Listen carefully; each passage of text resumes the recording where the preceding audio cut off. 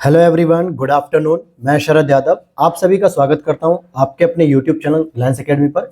आज की क्लास में हम लोग दोस्तों डिस्कशन करेंगे जो कि घटना चक्र 2023 का लेटेस्ट एडिशन होगा, इंडियन ज्योग्राफी, जिसमें हम लोगों ने इससे पहले की क्लास में गंगा नदी तंत्र, ब्रह्मपुत्रा नदी तंत्र और दक्षिण भारत की जो प्रमुख नदियां थी, कृष्णा, गोदावरी, कावेरी, नर्मदा, इन सभी के बारे में हम लोगों ने पढ़ा कि कौन सी नदियां डेल्टा बनाएंगी, कौन सी ज्वारनदमुख बनाएंगी, किसकी कहाँ से उत्पत्ति थी। ये सभी चीज़ों पर हम लोगों ने डिस्कस किया, जो कि आपके आरओ और यूपी पीसीएस 2024 के एग्जाम्स के लिए बेहद ही इंपॉर्टेंट रहेगी।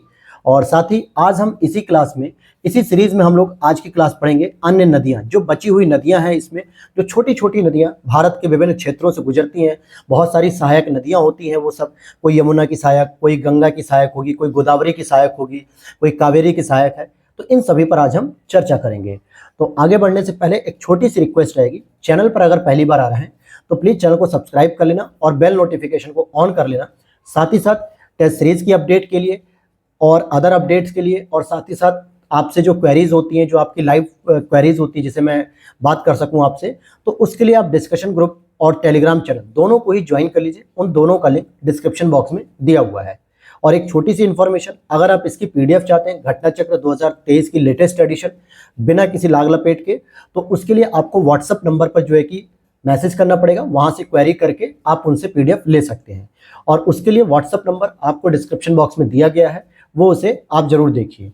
साथ ही एक और इन्फॉर्मेशन है कि अगर आप घटना चक्र के शॉर्ट नोट्स बनाना चाहते हैं तो वो कैसे बनाए जाए, उसके लिए भी मैंने आपके लिए एक वीडियो बना दी है, जिसका लिंक मैं डिस्क्रिप्शन बॉक्स में लगा दूंगा, आप उसे जरूर देख लीजिएगा। तो चलिए शुरू करते हैं आज के चैप्टर की। तो देखिए, सतलज नदी का उद्गम तिब्बत में कैलाश पर्वत एवं मानसरोवर झील के निकट स्थित राकस ताल या राक्षस ताल भी कहते हैं, यहां से हुआ है। तो एक तरीके से आप देखेंगे, मानसरोवर झील से तीन प्रमुख नदियों का उद्गम होता है, या मानसरोवर झील के निकट से।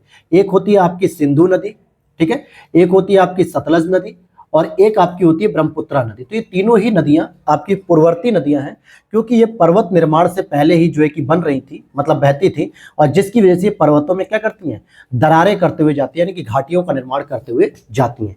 क्योंकि नदियां पहले से बह रही हैं, अगर उनके मार्ग में कोई पत्थर या कोई पर्वत आएगा तो उसको काटेंगी, उसका अपरदन करेंगी, और धीरे धीरे उन्हें काटते हुए वो एक रास्ते का निर्माण बना लेती हैं, जिसको हम घाटी कहते हैं। तो इसीलिए सतलज नदी के बारे में पता होना चाहिए, राकस ताल से निकलती है। यह उत्तर पश्चिम दिशा में बहते हुए सिपकीला के पास हिमाचल प्रदेश राज्य से प्रवेश करती है। अब यहाँ पर अगर आपको देखना होगा कि यहाँ पर आप देखेंगे कि यहाँ पर कहीं जो है कि ये आपका राकस ताल वगैरह होता है, यहाँ से ये नदी निकलती है, और ये सिपकीला, ध्यान देना, उत्तर पश्चिम की ओर जा रही है, क्योंकि डायरेक्शन क्या है, ये उत्तर पश्चिम, यही तो डायरेक्शन हो जाएगी, ये दक्षिण पश्चिम हो जाएगी, और ये उत्तर पूर्व, ये दक्षिण पूर्व हो जाएगा।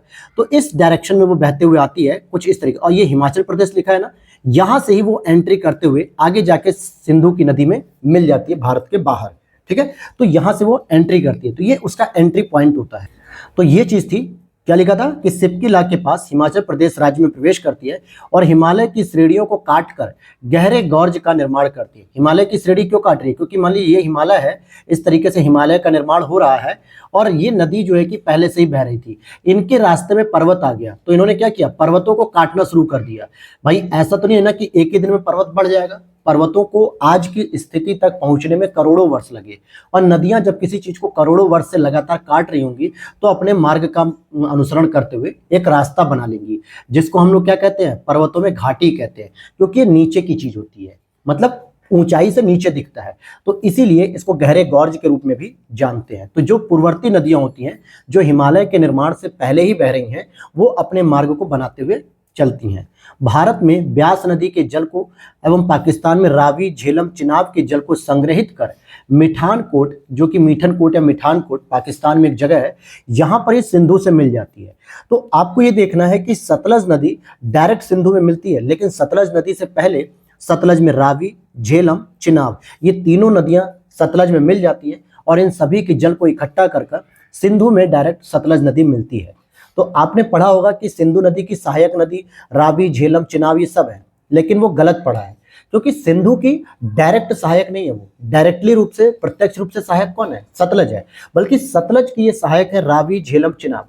आपको अगर यकीन नहीं हो रहा है तो चलिए मैं मैप में दिखा देता हूं, क्योंकि जो भी अभी तक आपने कॉन्सेप्ट को पढ़ा है उसको सही नहीं किया है, बस एक पैटर्न पे आप रटते चले आए हैं।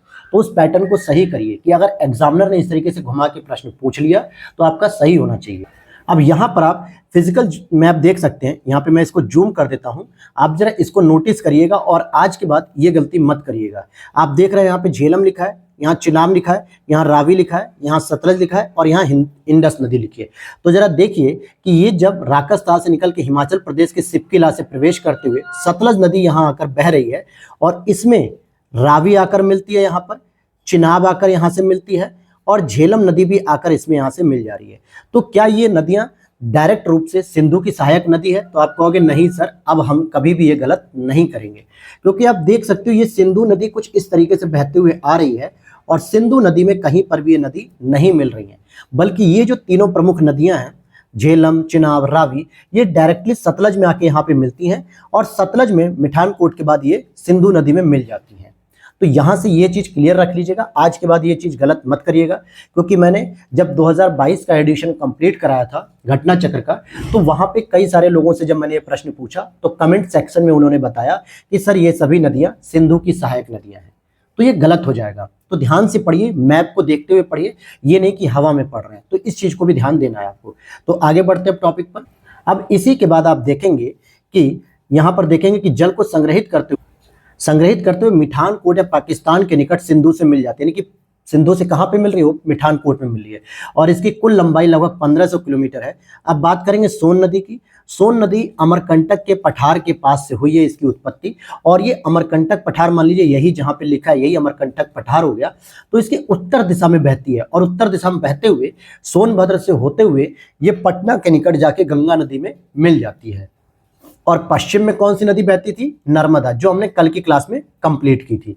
तो इस तरीके से आप देखेंगे कि सोन नदी की उत्पत्ति अमरकंटक के पास हुई है और इसकी प्रमुख सहायक नदियों में रिहंद नदी और उत्तरी कोयल नदी हैं। ध्यान देना, अक्सर आप लोग गलती कर देते हो कि रिहंद को हिंडन नदी समझ लेते हो, जो मेरठ के पास है, जिसके तट पे सिंधु घाटी सभ्यता का आलमगीरपुर शहर स्थित था, जो कि सबसे पूर्वी शहर था। तो यहाँ रिहंद नदी है जो सोन नदी की सहायक है। कोसी नदी की बात करेंगे तो इसका उद्गम नेपाल और तिब्बत क्षेत्र में 3 धाराओं सुन कोसी, अरुण कोसी, तमोर कोसी के संगम से होती है। तो आपको ये तीनों नाम याद रखने की आवश्यकता नहीं है, इतना कंफ्यूजन नहीं लेना है, बस इतना जानना है कि कोसी नदी की उत्पत्ति नेपाल तिब्बत के क्षेत्र से होती है। इसकी लंबाई 720 किलोमीटर होती है, जो कुर्सेला कटिहार के समीप गंगा में मिल जाती है। तो कोसी किसकी सहायक नदी हो गई? गंगा की, और ये बिहार में कटिहार जिले में मिलती है। साथ ही साथ कोसी नदी की 7 अपनी धाराएं हैं, जिसमें सुन, अरुण, तमोर, कोसी प्रमुख है, और यह नदी अपना मार्ग परिवर्तित करती रहती है और आकस्मिक बाढ़ लाने के लिए बहुत ही प्रसिद्ध है, इसलिए इसे बिहार का शोक कहते हैं। क्योंकि इसके बारे में तो यह भी कहा जाता है कि आप दिन में सो रहे हैं चारपाई पर और पता चला कि शाम होते होते आपकी चारपाई के नीचे बाढ़ का पानी आ गया, क्योंकि ये बिना बताए, मतलब आकस्मिक रूप से, कोई इसका प्रिडिक्शन नहीं होता है कि यहाँ पे बाढ़ आएगी कि नहीं आएगी, ये अचानक से बाढ़ ला देती है उस क्षेत्र में। दामोदर नदी की बात करेंगे तो छोटा नागपुर पठार से इसकी उत्पत्ति होती है और यह नदी भ्रंश घाटी से होकर बहती है। ध्यान देने वाली बात है कि भ्रंश घाटी से अब तक 3 नदियां मैंने आपको बता दी। 2 नदियां कल की क्लास में बताई थी, जो कि एक नर्मदा नदी थी दोस्तों, और एक थी ताप्ती नदी या ताप्ती नदी भी इसको हम कह सकते हैं। ये दोनों ही अरब सागर की ओर गिरती है, पश्चिम की ओर ये दोनों भ्रंश घाटी में बहती हैं, और पूरब की ओर गिरने वाली भ्रंश घाटी में बहती नदी दामोदर नदी है। तो ये 3 नदियां जो कि भ्रंश घाटी में बहती हैं। और इसकी सहायक नदियों की बात करेंगे तो बराकर है, जमुनिया है, बरकी है, और दामोदर नदी अंत में रूप नारायण नदी के जल को संग्रह करती हुई कोलकाता से 55 किलोमीटर दूर हुगली से मिल जाती है। तो क्या दामोदर नदी सीधे पश्चिम बंगाल की खाड़ी में गिरती है, यानी बंगाल की खाड़ी में? तो हम कहेंगे नहीं, बल्कि हुगली नदी गिरती है, क्योंकि ये हुगली में जाकर मिल जाती है, हुगली नदी में। और हुगली क्या है? हुगली गंगा की डिस्ट्रीब्यूटरी है, यानी कि वितरिका है, जो गंगा नदी से कुछ पानी लेकर अलग बहने लगती है। दामोदर नदी की कुल लंबाई 592 किलोमीटर है। अभी हम इन सभी नदियों को मैप में देखेंगे पूरा विस्तार से, किसका प्रवेश कहाँ कहाँ से हो रहा है, तो आपको आराम से समझ में आएगा। एडन नहर वर्ष 1938 में दामोदर नदी से ही निकाली गई थी। कई बार यह प्रश्न पूछा गया है कि एडन नहर किस नदी से निकाली गई है। उसमें ऑप्शन आपको कावेरी भी दिया जाता है, क्योंकि आपने एडम ब्रिज को पढ़ा है, जिसे हम राम सेतु कहते हैं दक्षिण भारत में। तो एडम ब्रिज और एडम नहर को आप कल एक साथ जोड़ लेते हैं और कावेरी ऑप्शन लगा देते हैं, जो कि गलत हो जाता है। मैं देखिए वो प्रश्न भी बता रहा हूं जो हो सकता है एक्सपेक्टेड है कि जो बन सकते हैं, या इस लॉजिकल से आपको प्रश्न को सॉल्व करना चाहिए। गिरिडीह दुर्गापुर के बीच 300 किलोमीटर लंबे मार्ग में यह जैविक मरुस्थल है, यानी कि सूखी हुई एक नदी के रूप में है। इसे बंगाल का शोक भी कहा जाता है। हगरी नदी पश्चिमी घाट से निकलकर कर्नाटक, आंध्र प्रदेश से प्रवाहित होते हुए तुंगभद्रा नदी में मिल जाती है और इसे वेदावती नदी भी कहते हैं। तो हगरी नदी क्या होती है? तुंगभद्रा की सहायक है, जिसको हम वेदावती नाम से भी जानते हैं। वेदा और अवधि नदियां सह्याद्री से उद्गमित होकर पुरा के पास वेदावती कहलाती हैं। वहीं झेलम नदी की बात करें तो ये हिमालय पर्वत श्रृंखला में पीर पंजाल पर्वत पर स्थित वेरी नाग जल स्रोत से निकलती है। झेलम कहाँ से निकलती है? वेरी नाग जल स्रोत से, जो कि भारत के अंदर ही निकलती है और यह उत्तर पश्चिम दिशा में बहती हुई वूलर झील में मिलती है। वूलर झील में मिलती है। श्रीनगर जो शहर है वो झेलम नदी के किनारे ही बसा हुआ है।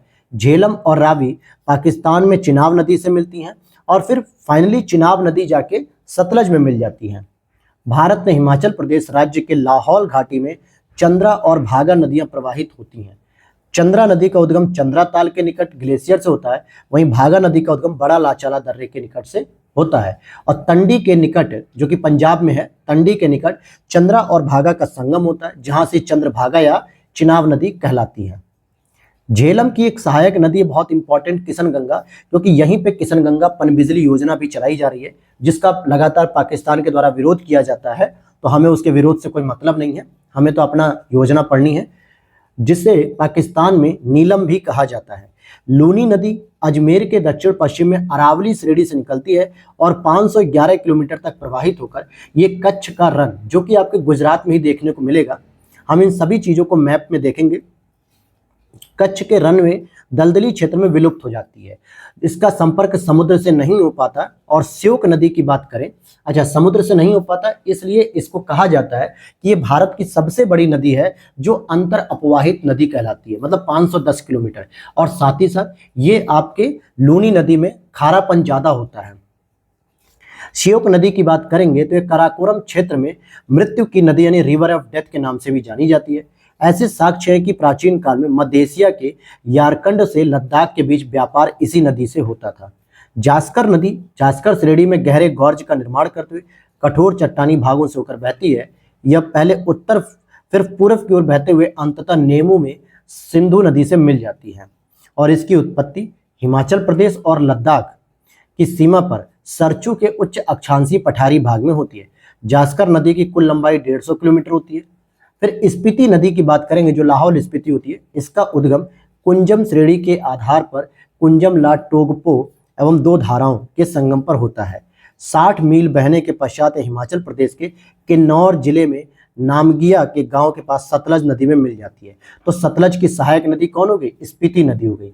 अब जरा काली नदी को देख लेते हैं।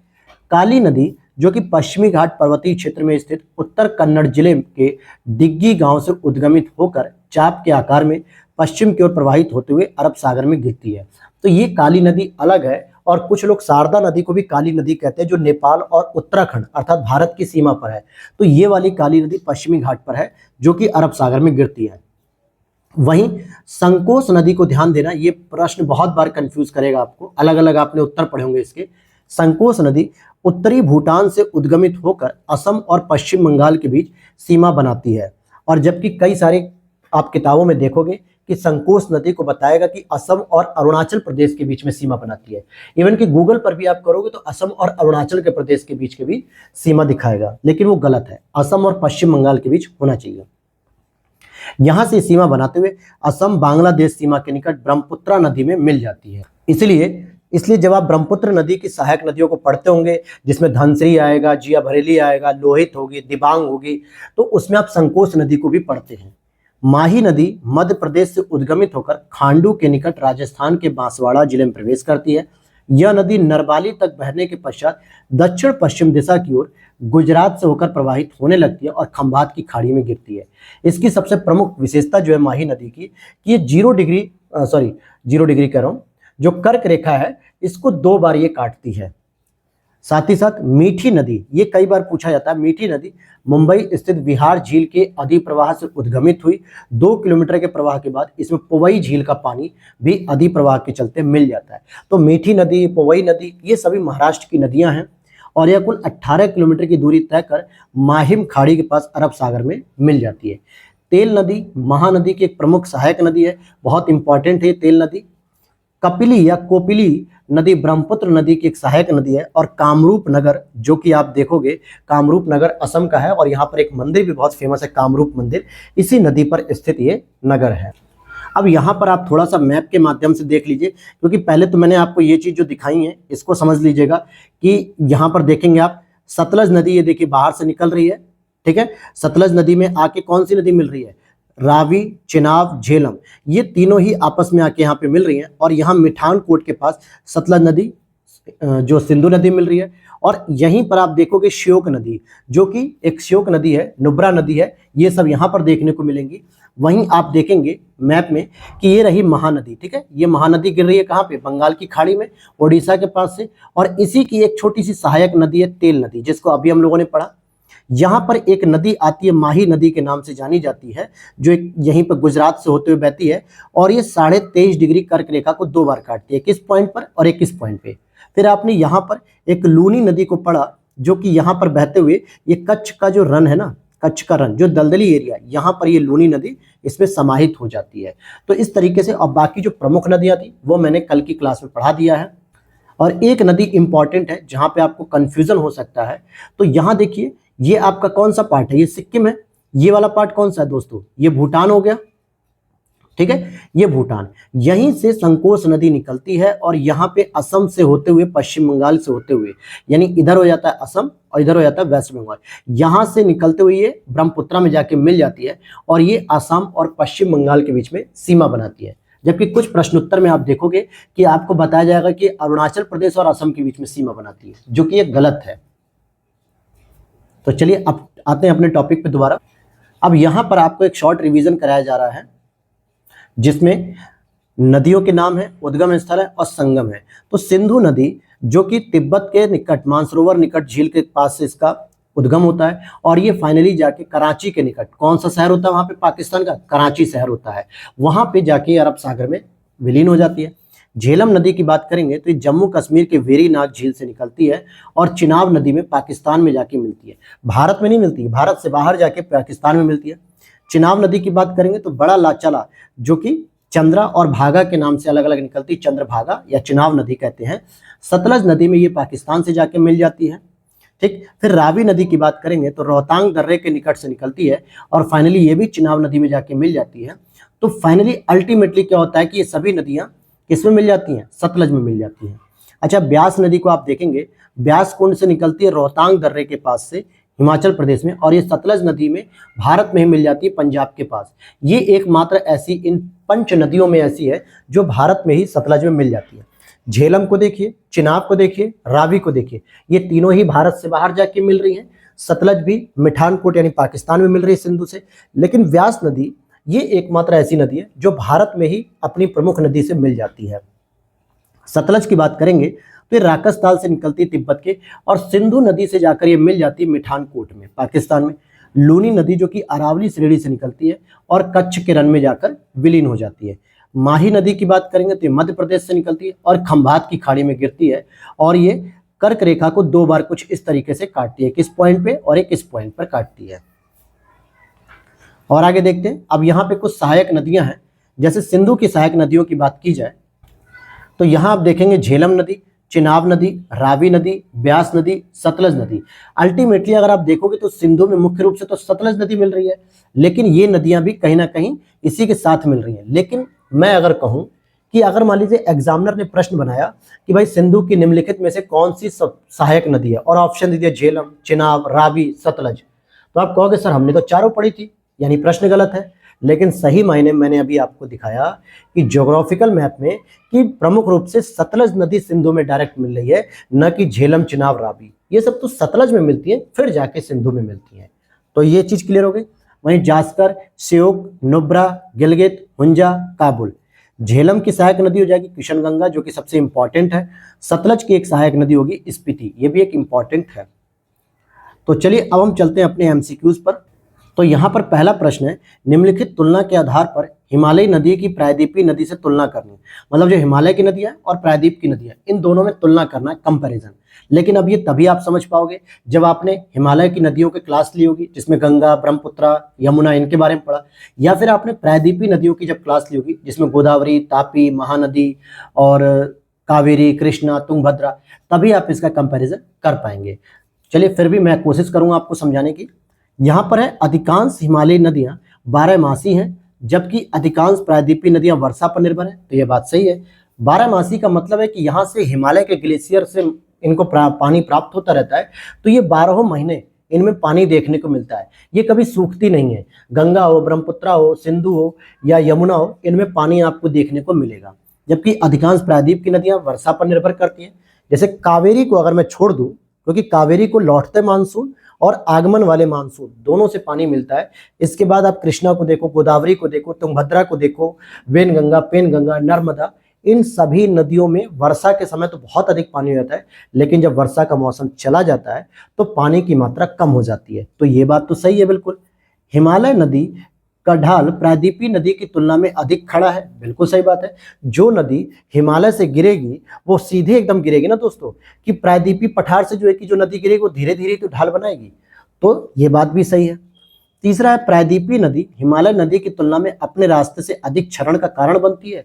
ये बात गलत है, क्योंकि प्रायद्वीपीय जो चट्टानें हैं वो बहुत ठोस है और उनको काट पाना नदियों के लिए काफी मुश्किल है, काफी कठिन है, तो ज्यादा रास्ते का क्षरण नहीं करती हैं। क्योंकि प्रायद्वीपीय पठार हिमालय की अपेक्षा बहुत पुराना है और वो बहुत ठोस हो चुका है, जबकि हिमालय अभी नवीन है, युवा है, तो इसको काटना आसान है। तो इसलिए हिमालय की नदियां ज्यादा अपना क्षरण करती हैं, न कि प्रायद्वीप की।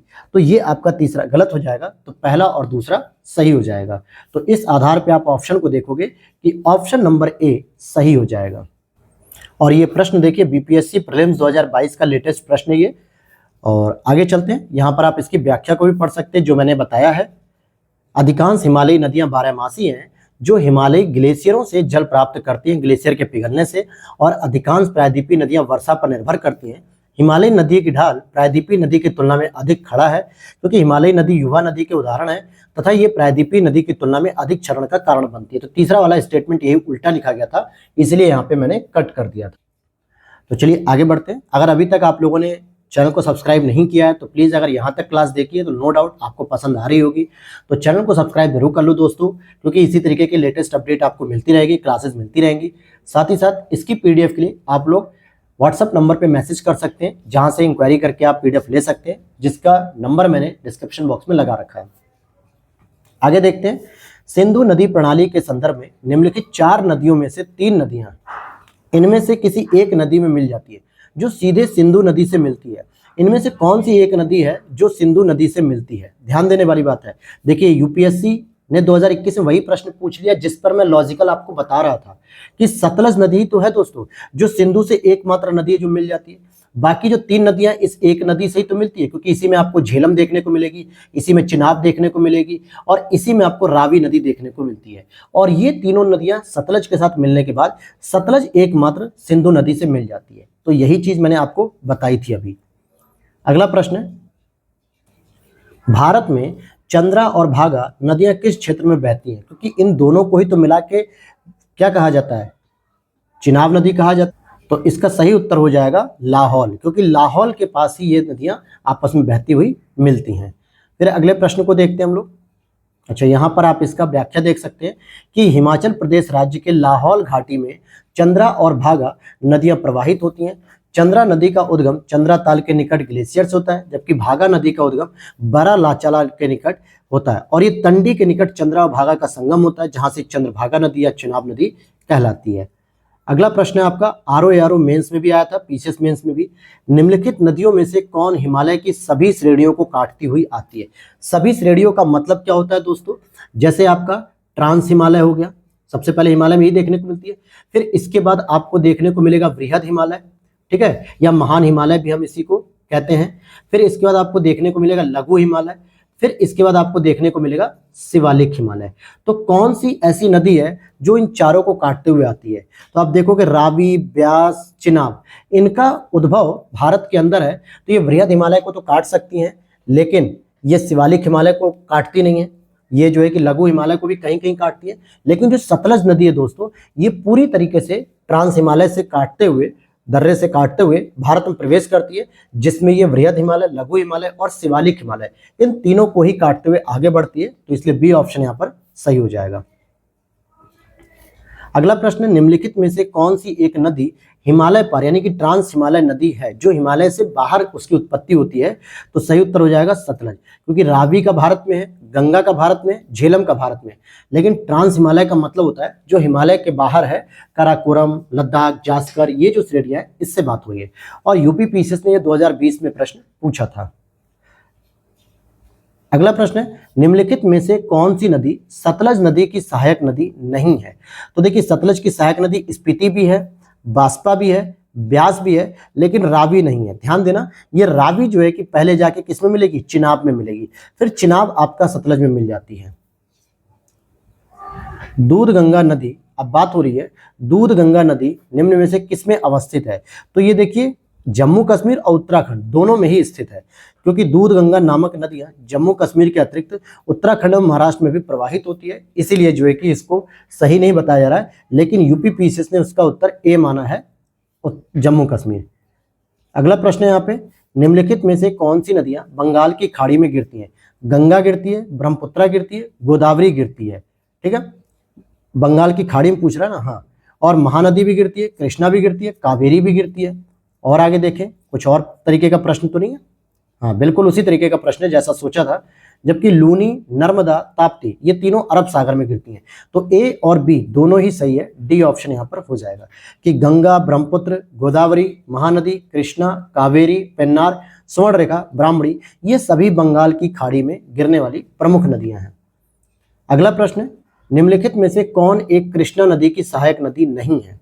तो देखिए, भीमा भी है, डॉन भी है, तुंगभद्रा भी है, लेकिन तेल नदी नहीं है, क्योंकि तेल नदी मैंने आपको बताया था कल की क्लास में भी और आज भी कि महानदी की सहायक नदी है, न कि कृष्णा की।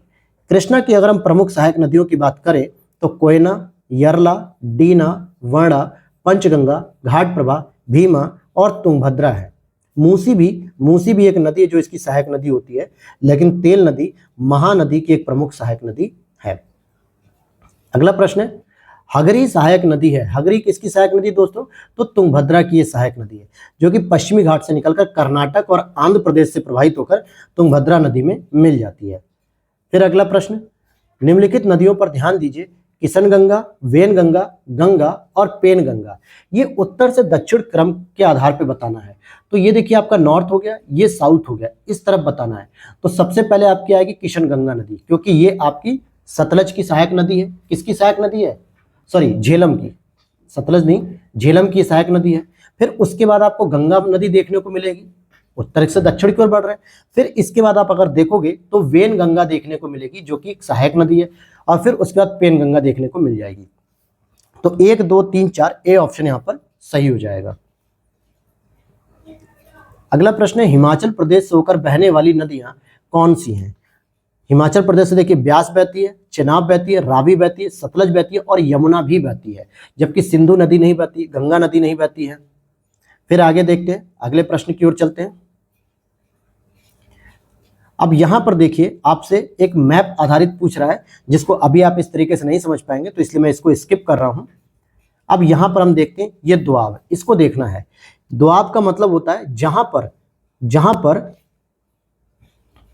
दो पानियों का मिलन होता है, दो पानी का मिलन होता है, अर्थात कि दो अलग अलग नदियों का भी मिलन हो सकता है, तो उसे हम दोआब कहते हैं। तो बिष्ट दोआब, बारी दोआब, रचना दोआब, चाज दोआब, यही आपको मिलान करना है। तो चलिए इसकी सीधे हम व्याख्या में देख लेते हैं यहाँ पे कि जो बिष्ट दोआब है दोस्तों, वो बिष्ट से क्या हो गया? ब्यास और सतलज। बारी की बात करेंगे तो रावी और ब्यास, रचना की बात करेंगे तो रावी और चिनाब, चाज की बात करेंगे तो चिनाब और झेलम।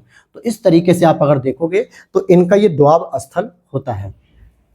अगला प्रश्न है आपका बीपीएससी प्रीलिम्स 2022 का। क्या है इसका प्रश्न?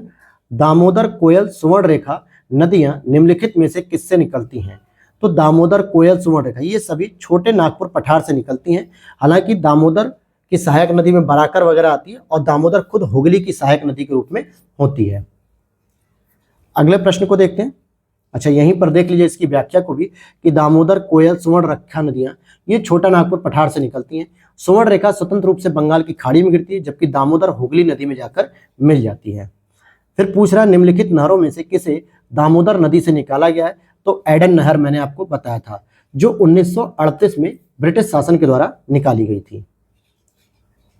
अगला प्रश्न है यूपी बीओ 2019 का, भारत की निम्नलिखित नदियों में से कौन सी दामोदर नदी के लिए सहायक नहीं है? तो बराकर भी सहायक है, जमुनिया भी है, बारकी भी है, लेकिन इंद्रावती नदी इसकी सहायक नदी नहीं है। क्यों नहीं है? तो पढ़ लेते हैं। दामोदर नदी हुगली की सहायक नदी है। दामोदर नदी का उद्भव छोटा नागपुर पठार से हुआ। ये झारखंड और पश्चिम बंगाल में बहती है। प्रमुख रूप से बारकी, जमुनिया, बराकर इसकी सहायक नदी है। और दामोदर नदी पर ही दामोदर घाटी निगम की स्थापना की गई थी। जबकि इंद्रावती नदी की बात करेंगे तो ये गोदावरी की सहायक नदी है, जो कि ओडिशा, महाराष्ट्र, छत्तीसगढ़ से बहते हुए गोदावरी से महाराष्ट्र के सोमनूर में जाके मिल जाती है। फिर अगला प्रश्न है, दामोदर जिसकी सहायक नदी है, तो दामोदर किसकी सहायक नदी है? हुगली की। और हुगली किसकी वितरिका है? गंगा की वितरिका है, यानी कि गंगा से अलग हुई है। और पद्मा जो है कि किसका नाम है? ये भी गंगा का ही पश्चिम बंगाल में नाम है। सॉरी, पश्चिम बंगाल नहीं, बांग्लादेश में पद्मा के नाम से जाना जाता है इसको। फिर अगला प्रश्न है, दामोदर नदी निकलती है तो छोटा नागपुर के पठार से निकलती दोस्तों दामोदर नदी। अब यहां पर अगले प्रश्न को देखते हैं, जो झारखंड स्पेशल है, कि रजरप्पा किन नदियों के संगम पर स्थित है? तो ये दामोदर और भेरा के संगम पर स्थित है रजरप्पा। अगला प्रश्न है आपका, पूर्व की ओर बहने वाली भारत की नदियों निम्नलिखित नदियों में से किस एक में निम्नावलन के कारण विभ्रंश घाटी है? तो सिंपल सी चीज है, मैंने आपको बताया था कि पश्चिमी घाट की तरफ बहने वाली दो नदियां थी, एक तो थी नर्मदा और एक थी ताप्ती, जो कि रिफ्ट में बहती है, यानी भ्रंश घाटी में। जबकि पूर्वी घाट की तरफ जो बहती है नदियां, उसमें एकमात्र नदी है जो कि भ्रंश घाटी में बहती है, उसका नाम है दामोदर। तो ए ऑप्शन यहाँ पर सही हो जाएगा। फिर अगला प्रश्न है, नदियों में कौन सर्वाधिक प्रदूषित नदी है? अब यहां पर आप देखेंगे कि दामोदर जो है कि प्रदूषित नदी बताया गया 2013 में, लेकिन आज का लेटेस्ट आप डेटा चेक करेंगे, लेटेस्ट डाटा, तो सबसे प्रदूषित नदी दोस्तों साबरमती नदी है। कौन सी नदी है? साबरमती। तो आपको याद रखना है, एक बार फिर भी आप गूगल पे जाइएगा और इसे सर्च कर लीजिएगा और कमेंट सेक्शन में जरूर बताइएगा। अगला प्रश्न है, प्रीलिम्स 2019 में निम्नलिखित में से किस नदी के ऊपरी मार्ग में मीठा जल परंतु निचले भाग में खारे जल का प्रवाह होता है? तो ये लूनी नदी है। क्यों? क्योंकि जब ये अरावली की श्रृंखला से निकलती है तो यहाँ पे तो इसका मीठा पानी मिलता है देखने को, लेकिन जैसे जैसे कच्छ के रन के नजदीक पहुंचती है तो यहाँ पर हमें खारा पानी देखने को मिलता है, क्योंकि कच्छ के रन में समुद्री जल की वजह से दलदली क्षेत्र हो गया है, तो इस वाले एरिया में हमें खारा पानी मिलता है, जबकि अरावली से निकलने के बाद इसमें ऊपर के हिस्से में मीठा जल देखने को मिलता है।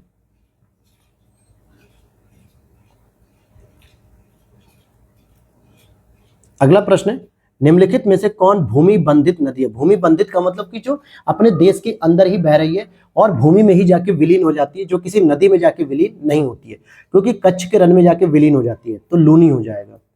फिर अगला प्रश्न है, लूनी नदी के संदर्भ में कौन सा एक कथन सही है? यह बहकर खंभात की खाड़ी में गिरती है, तो यह बात गलत है, कच्छ के रन में जाती है। यह बहकर कच्छ की खाड़ी नहीं दोस्तों, कच्छ के रन में बहती है, जाके मिलती है जो दलदली क्षेत्र है। यह पाकिस्तान में से बहते हुए सिंधु की एक सहायक नदी विलीन हो जाती है, यह भी गलत। यह कच्छ के रन की दलदली भूमि में लुप्त होती है, यही बात सही है।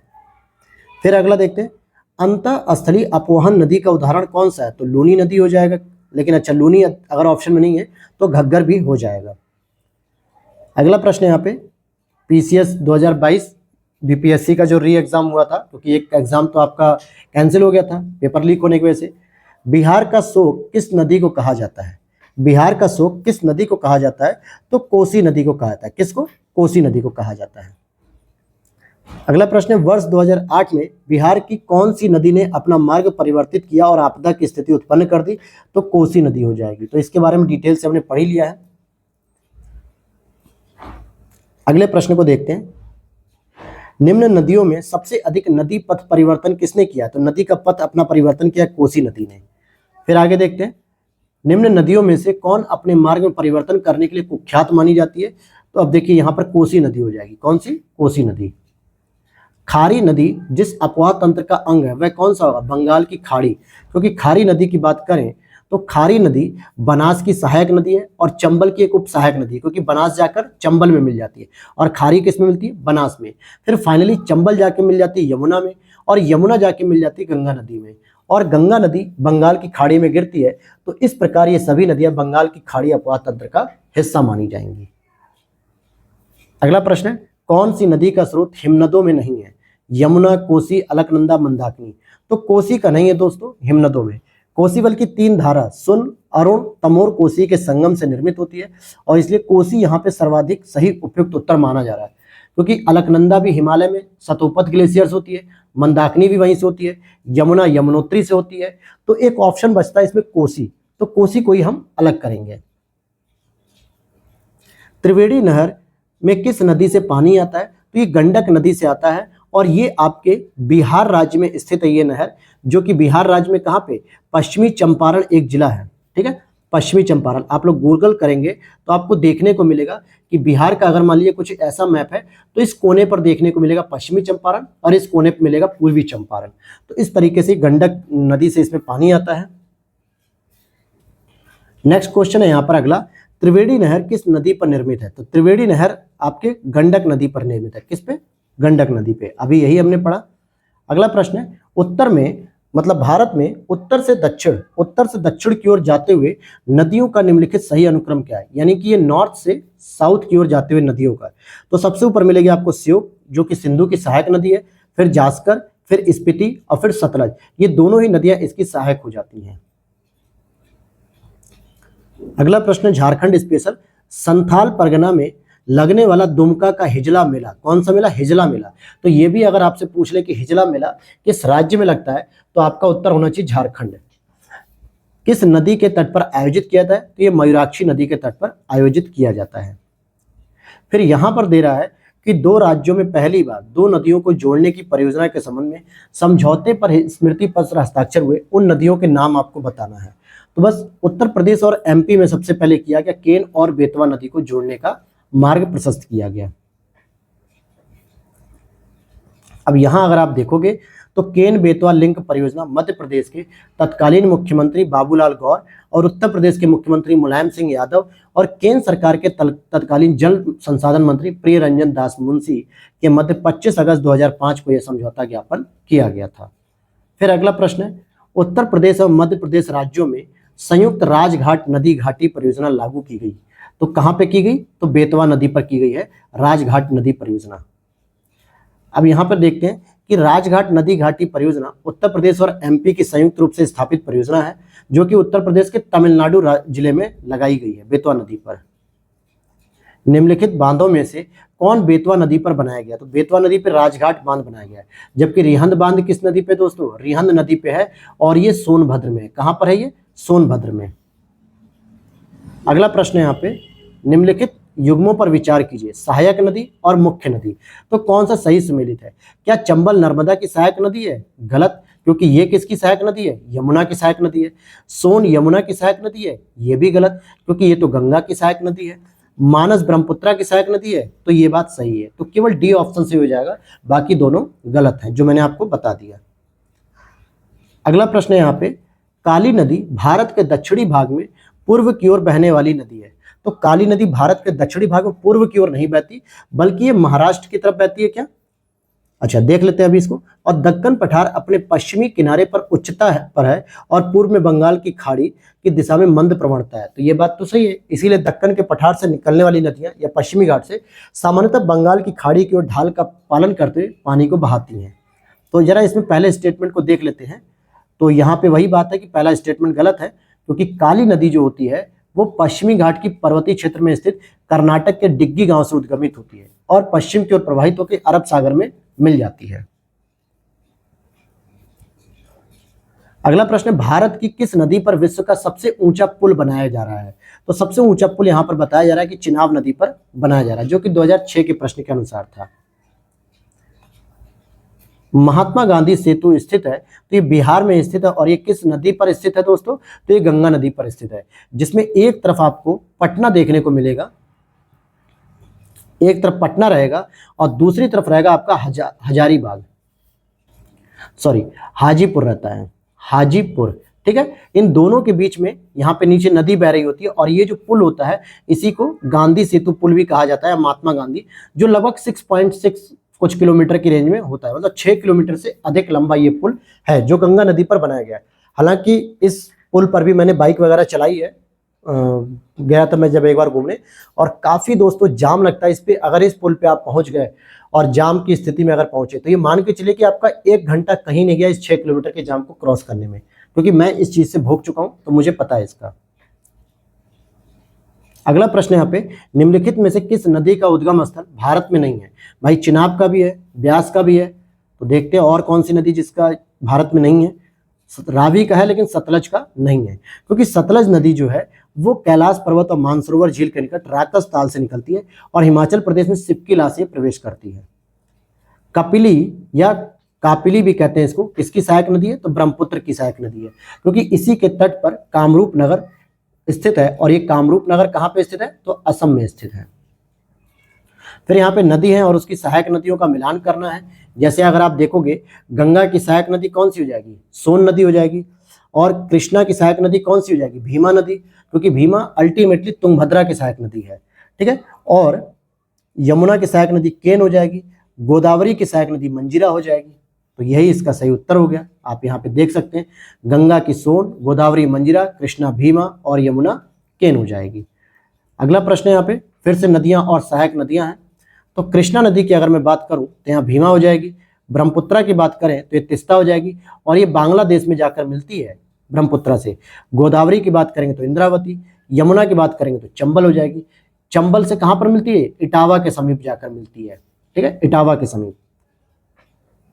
फिर यहाँ पे पूछा जा रहा है कि कौन सा जोड़ा सही है? इंद्रावती झारखंड में, भीमा तमिलनाडु, लूनी राजस्थान, घाट प्रभा केरल। तो सी ऑप्शन हो जाएगा कि लूनी राजस्थान के अंतर्गत बहती है।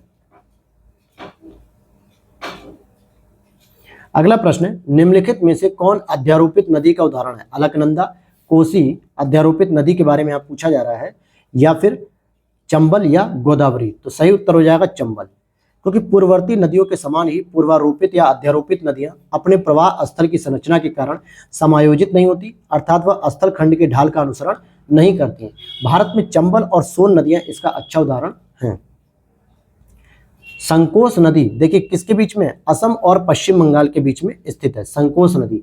ये इंपॉर्टेंट प्रश्न है, क्योंकि कई पुस्तक में आपको असम और अरुणाचल प्रदेश के बीच में बताया जाएगा, जबकि ये गलत है। ठीक है, सही क्या होगा? केवल सी ऑप्शन होगा।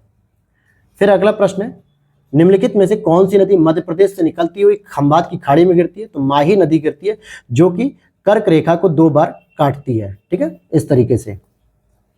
किशन गंगा एक सहायक नदी है किसकी? झेलम की एक सहायक नदी है। मुंबई की मीठी नदी निम्नलिखित में से किस झील से निकलती है? देखिए आरओ के 2014 में पूछा गया है, तो ये विहार झील से निकलती है, और आगे चल के इसमें पुवई झील का पानी इसमें मिल जाता है। फिर अगला प्रश्न है यहाँ पे, उद्गम क्षेत्र और नदी। अब कौन सी नदी कहाँ से उद्गमित होती है, यह आपसे मिलान करना है। तो बिल्कुल सही है, ब्रह्मगिरी पहाड़ी कर्नाटक से, कावेरी उद्गमित होती है कर्नाटक से। वेरीनाग झरना जो है वहां से झेलम उत्पन्न होती है। महाबलेश्वर सह्याद्री कृष्णा नदी सही है। छोटा नागपुर पठार से सुवर्णरेखा, ये सही है। तो सभी ए बी सी डी आमने सामने मैच किए हुए हैं, तो बिल्कुल आपका बी ऑप्शन हो जाएगा, फर्स्ट सेकंड थर्ड फोर्थ। अगला प्रश्न यहाँ पे यूपीएससी नहीं यूपीपीसी, यहाँ पे छूट गया पी, उसके 2019 में पूछा गया कौन सा अपने भ्रंश घाटी प्रवाह के लिए प्रसिद्ध है? तो देखिए दामोदर, और इसके बाद 2 नदियां और है जिसका नाम आप नोट कर लीजिए, जिसका नाम है नर्मदा और ताप्ती। ये भी भ्रंश घाटी में बहती है, लेकिन ये पश्चिमी घाट की तरफ बहती है, और जबकि ये पूर्वी घाट की तरफ बहती है। इतना ही अंतर है इन दोनों में। अब यहाँ पे नदियां हैं और सहायक नदी है। तो अगर मैं बात करूं गोदावरी की सहायक नदी, तो गोदावरी की तो हो जाएगी कौन सी? पेनगंगा हो जाएगी। महानदी की अगर मैं बात करूं तो महानदी की हो जाएगी शिवनाथ, हालांकि तेल नदी भी इसकी सहायक नदी है। कावेरी की बात करूंगा तो ये भवानी इसकी सहायक नदी हो जाएगी। दामोदर की बात करूंगा तो बराकर इसकी सहायक नदी हो जाएगी।